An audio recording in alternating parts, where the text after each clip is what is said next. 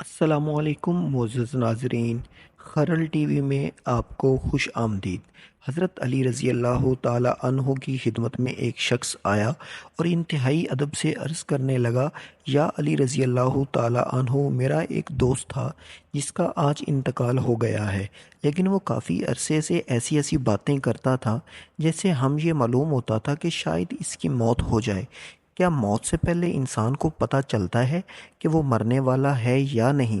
تو اس پر حضرت علی رضی اللہ تعالیٰ عنہ نے فرمایا، اے شخص، یاد رکھنا، اللہ نے عالم ملکوت، عالم بیاہ اور عالم ارواح کے بیچ ہر انسان کے لیے مایا کل روا رکھا ہے، جو اسے آنے والی مصیبتیں، پریشانیاں اور وقت کے بارے میں آگاہ کر دیتا ہے۔ اللہ اپنے بندوں سے پیار کرتا ہے۔ انسان موت کو ختم ہونے کا نام سمجھتے ہیں، اصل میں موت ایک زندگی کی طرف انسان کو لے جانے کا نام ہے، موت ختم ہونے کا نام نہیں۔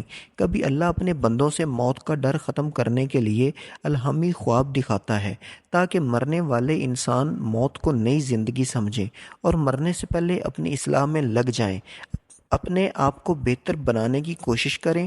اپنے پہلے رہتے تھے وہ مرنے کے بعد بھی ختم نہیں ہوئے، تو انسان مطمئن ہونے لگتا ہے، تو اس سے موت سے ڈر نہیں لگتا۔